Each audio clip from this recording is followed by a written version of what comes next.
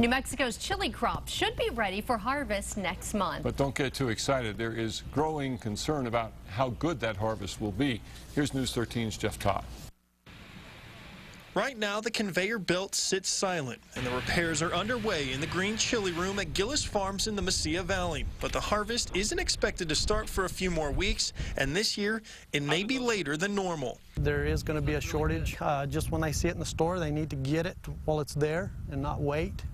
Dwayne Gillis has farmed around Hatch for 2 decades. He said this year has been one of the hardest. Water, water, water. In order to keep his 450 acres of chili crop growing, he's had to water nonstop since last year. I can't remember when it's been this dry.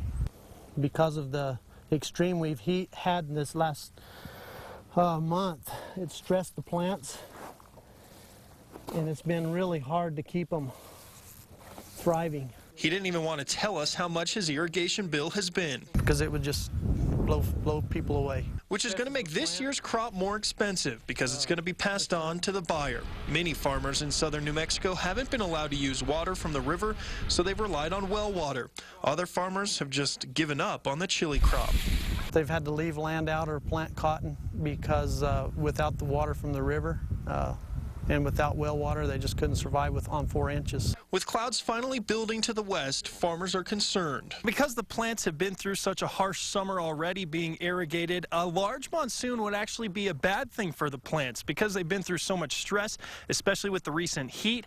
A significant amount of rain would not help the crops. Gillis says he's not sure how good a second picking will be because of the conditions this year, but he says what has grown. How do those look to you? These look really good. Now, there may actually be a little bit of good news for some of you out there. Dwayne Gillis says that because the plants were so stressed this year, they may be actually hotter than normal. In Hatch, Jeff Todd, KRQE News 13.